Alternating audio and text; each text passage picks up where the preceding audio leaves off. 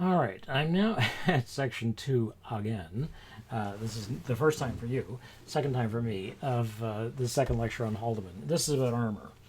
And the fighting suits that Haldeman describes have already been discussed in some detail and explained in some detail by Robert Heinlein in Starship Troopers, his 1959 novel, which is then filmed in the late 90s by Paul Verhoeven. And these are fully mechanized combat suits that can be taken out into space, and they're sort of impermeable they can withstand nuclear blasts, and they're sort of magic machines, basically. And Haldeman took those and he made them very gritty, and he made them much more. He took them to Vietnam, I guess is the simplest way of saying that, and they are dangerous. And this is something which Heinlein never talks about. I mean, Heinlein basically shows the suits as just being fantastic and great. And that's it. I mean, and it's partly because Heinlein believed in engineering. He believed that engineers were heroes and they ruled the world. I mean, it was, engineers rule the world. Yeah, I mean, he believed in that. So on page 16, Haldeman says, a fighting suit was standing open like a man-shaped clam. He backed into it and slipped his arms into its rigid sleeves. There was a click, and the thing swung shut with a sigh. It was bright green with Cortez stenciled in white letters on the helmet. So this is page 16. And this suit, the clam shell, basically replaces the human being. And so all that's left is this signifying thing. There isn't even necessarily any viewport. I mean, you sort of assume there's going to be a visor, but why? It doesn't make any sense to have a space. You would just have a screen inside and there would be there would be cameras outside showing you what's going on. But you wouldn't open the eyes. Now they do this. In about 20 years ago, at the beginning of the two wars, the Defense Department put a lot of money into what was called the Institute for Solar Nanotechnology, the ISN, at MIT. And it was DARPA that put the money in. They put in $50 million, I think, which is really nothing. I mean, it's just peanuts. But it was enough to keep some labs running. I mean, the thing is, when you go to visit MIT and you look around, there are labs that you can't go into because essentially they're owned by the DoD. There are undergrads, working in engineering labs and computer labs, in all kinds of science labs where the work is classified. And you have to have a classification, you have to have a Defense Department classification to get in. Like, you got to have a card, you got to be known, you got to be, and so on, background checks, the whole thing. And you may be 20 years old, and you cannot talk about the work. So about half, like when you walk around, it looks as though half of the school basically is that's doing all kinds of engineering science is owned by the Defense Department. They're really partnerships with various parts of the defense establishment, but a lot of the labs are propped up or run on Defense Department appropriations or money. So one of those kinds of labs is being run at Berkeley, also, which takes huge amounts of defense appropriations. And in the Berkeley Lower Extremity Extension Program, I think it was called BLEEX, BLEEX. I emailed the guy who was running it at the time. Anyway, have a look at this. Is sort of what early support for the lower body looked like, and I'll explain why. It's noisy because they're running this little motor as opposed to having they're giving power. They're driving the legs are running on local power, so it has this. It's being followed essentially by a big extension cord, big mobile extension cord, as opposed to being battery powered, because that's a whole other problem. But they're just checking and seeing, like, will this work? So it works, right? Here, have a look.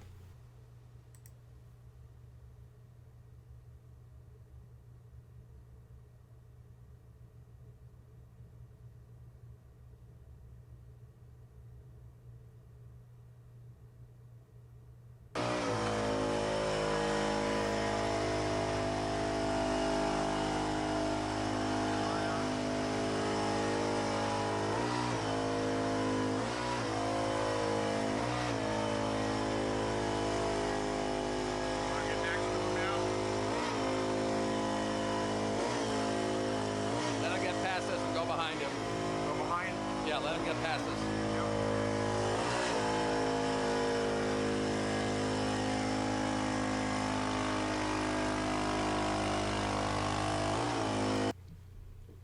Well, the idea here, and with the Sarcos as well, is that you take the load off the lower back of the soldier's lower back. Most soldiers these days are carrying, American soldiers anyway, carrying 40 to 50 pounds onto the battlefield. And that includes things like camelback with water and all kinds of things that you're going to need.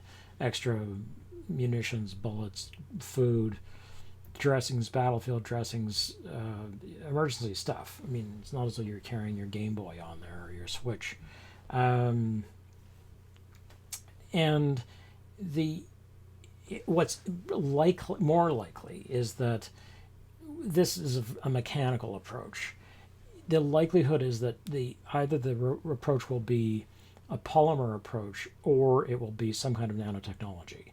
And I'm guessing nanotechnology will actually come around, I'm afraid, to make this happen. Of course, it'll have, non-military applications. Sure, we always hear about how it's going to help people who are paralyzed. Right? Yep. They always are last in line for this very expensive technology, which is given to the soldiers. Anyway, so the polymer thing is, you might wear a suit where if you start to bunch up some muscles to say lift something, the polymer would also bunch up with you and give the suit you're wearing the kind of lifting power. So it would magnify the power you've got by, say, a factor of 10. I think that's what he's talking about. So he says, I'm quoting from a guy named Talbot. He says, the increase in how much a polymer can expand and contract, combined with its impressive strength, which the research haven't measured yet, but predict to be 10 times that of human muscle, could conceivably allow a combat uniform embedded with 1.4 kilograms of material to lift 80 kilograms 1 meter high. The reason that the measure is usually 80 kilograms is that it would be another human being in full battle rattle. So you're picking up a soldier. That means you're picking them up off the battlefield. That's the idea. 1 meter high means you're lifting them up enough so that you can run with them or can walk with them and carry them out of danger is the idea. Sling them over your shoulder or whatever the thing is. Okay, so in other words, he says a soldier could effortlessly hoist a heavy piece of equipment or even a fallen comrade. Okay, which often doesn't get said, but this sort of, almost always see this 1 meter high thing. When you hear 1 meter high, it's like, oh yeah, I'm carrying a wounded buddy. So the Institute for Soldier Nanotechnology basically looks at these ideas and says, let's put nanotechnology to work. What would that look like? And what it would look like is, well, here's the problem. I mean, here, for an example, is a picture or a couple of pictures of a guy wearing bomb armor or explosive ordnance disposal EOD armor. And this is the kind of suit you see in Hurt Locker. And these suits are for real. I mean, they're massive. They weigh about 100 pounds. They have fans inside them because they have to keep you cool. You're going to sweat about 4 quarts of water an hour. So you have to be small enough to get inside the suit, but you have to be strong enough to carry it because you're going to lift 100 pounds. So all over your body, right? So it's just, I mean, then you're going to go and work, presumably in the blazing hot sun, or in the typical sort of Middle Eastern heat, which is what these suits are designed for. They weren't designed for it, but that's where they're going to be used. And it's going to be, you're in 120 degree heat and you're sweating, you feel sick, and you're trying to focus on, and you can't touch your eyes because you're inside the suit, right? So you're just dripping with sweat. They put a pad across the forehead so that the sweat all of it doesn't pour into your eyes at the same time. And meanwhile, you're trying to undo some piece of high technology. So it's just you can see why people they're like, forget the suit. Is it really going to help me? So the solution for that is microtechnology, and microtechnology is what nanotechnology really is. A nanometer is a billionth of a meter, is my memory of it. And so the idea is that you would wear a suit which is about that thick, which would look like sort of a workout suit, but it would have nanomachines inside it, and this is smart where you can program these things. They would be programmed, and so they would run like this. So here, have a look at one of these little films that the ISN produced in the early days. This is from 2002 when I was first doing this kind of work. Okay, have a study on this stuff. Have a look. Journal entry 24 March, 2100 hours. Commander called me to the command post early this evening. Cold night, nobody around, or so I thought. Didn't even hear a pop when the sniper squeezed one off and hit me. They tell me my automated body armor saved my tail. Here's what they say happened. I was wearing my new uniform, comfortable to have on and pretty remarkable. Suit detects the bullet and reacts at light speed. Inside the layers of the suit, there are tiny channels of liquid that are activated by the system. It turns the material so stiff it can stop flying metal. Thank goodness for that, it saved my life. Still, you should see the bruise, it's a whopper.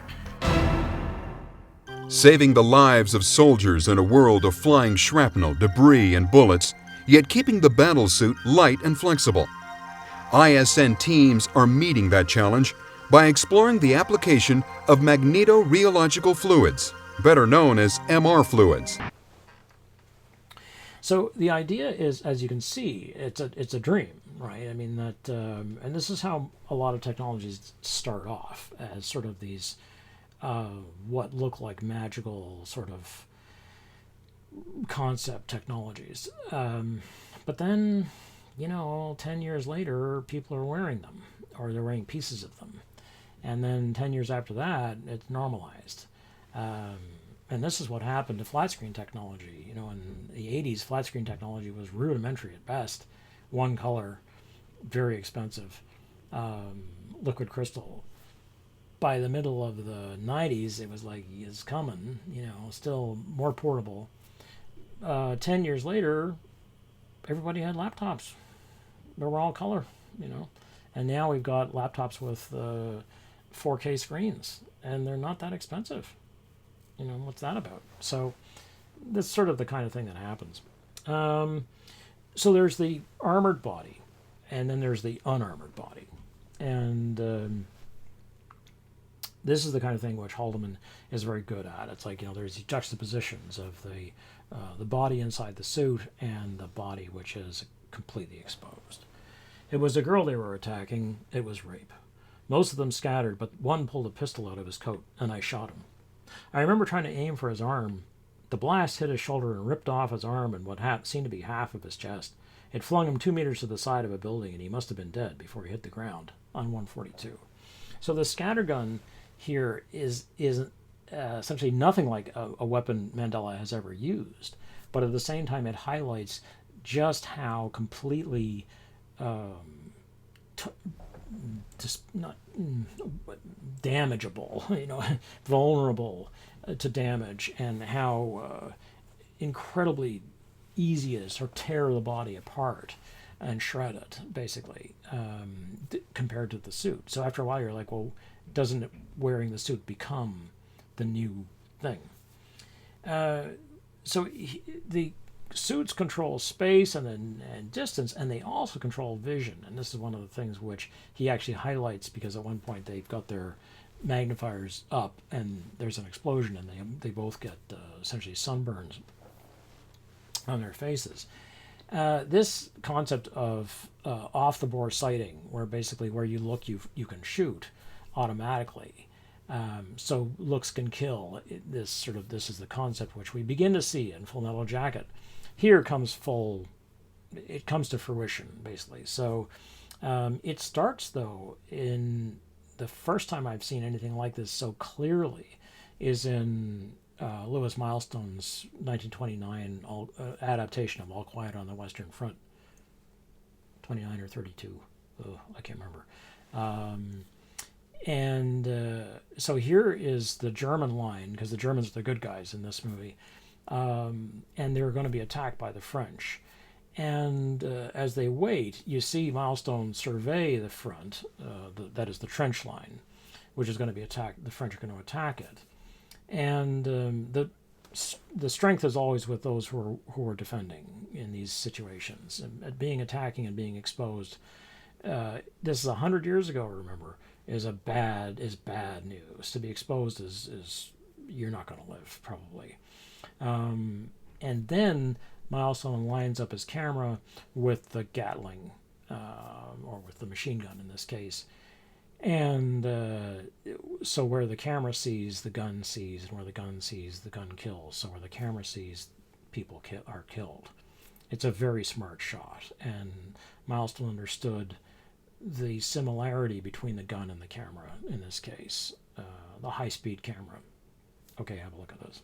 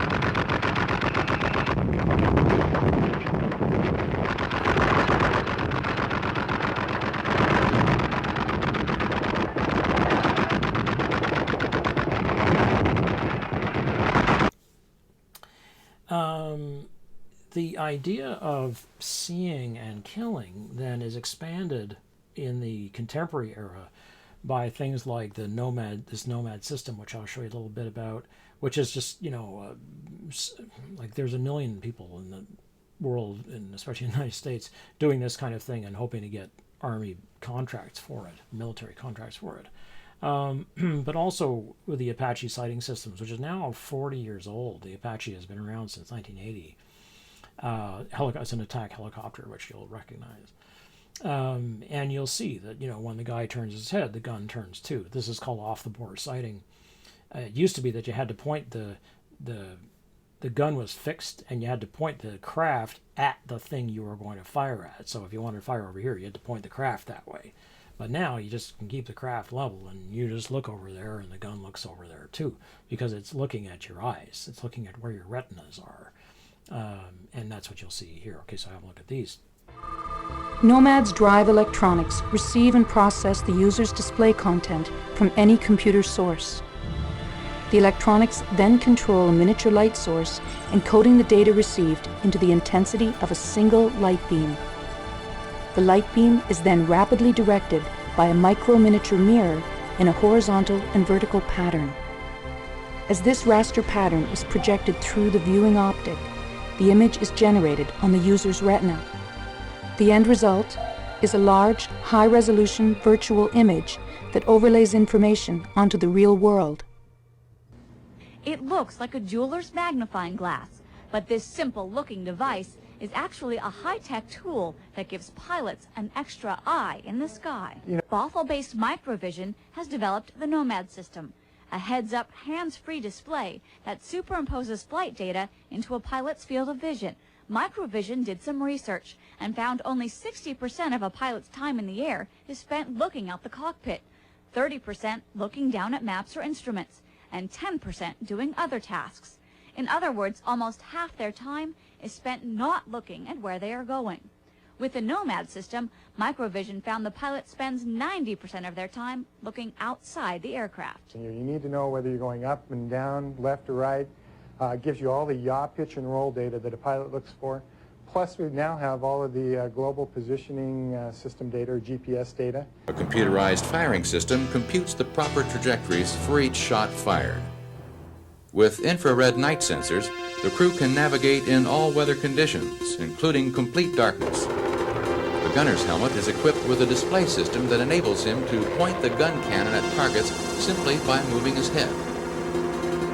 To boost survivability in the event of a hit, the Apache has self-sealing fuel tanks, backup controls, and transparent blast shields that separate the... So we're now at the point of what Mark Seltzer would call the double logic of prosthesis. And the double logic of prosthesis is such that when you get into a car, let's say, a car is a prosthetic instrument. It allows you to magnify the strength of your legs and run, let's say, 60, 100, 120 kilometers an hour. Okay, which you couldn't do otherwise if you're a human being. And so that is magnifying your abilities.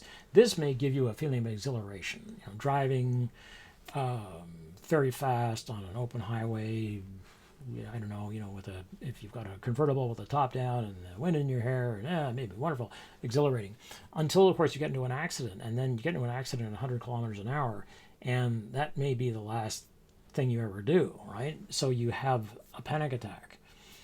Or you get into an accident, the car rolls and you're trapped in the car, it catches on fire, and you have a panic attack. So for Seltzer, we are always between the two poles of panic and exhilaration when we're using a piece of technology like this, which is a prosthesis, which can greatly strengthen and magnify our abilities. And this is what you see in Aliens, right? Where Ripley can use the power loader and it makes her able to fight the Queen. But then it traps her, right? So panic and exhilaration. The exhilaration is she can fight the Queen. The panic is she gets trapped and nearly kills her. So this is the the logic of these technologies, which is that the particular logics they have. And so this is what happens on page 35, where Mandela is called over. What's wrong? Singer asked. You fell on your heat exchanger, right? Sure, Corporal, that's it. It must not be working. I don't think it's working at all, said Doc.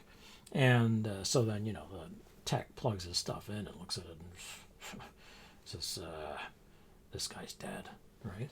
On 35. Now, it happens in this case that Mandela is able to get this particular guy out of the suit.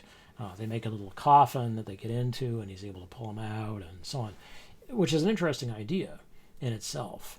And it's a testament to essentially the fact that Mandela, although he says he's a bad soldier, is a good guy. And that's the point, is that Mandela is a decent human being.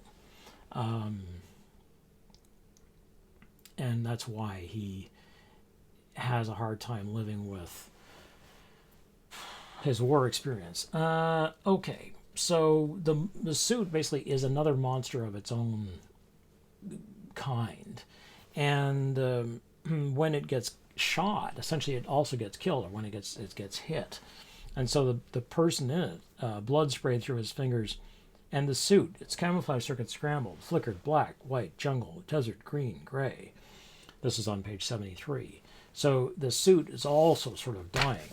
The kind of thing you see in Blade Runner when Chris is shot towards the end of the film, when Deckard, Harrison Ford, finally gets a beat on her in Sebastian's apartment and he shoots her. And she, her body starts to go into this frenzy and it's smoking and he can't stand it. He shoots her again and she just sort of, there's this sort of incredible, it's like this is how a machine dies.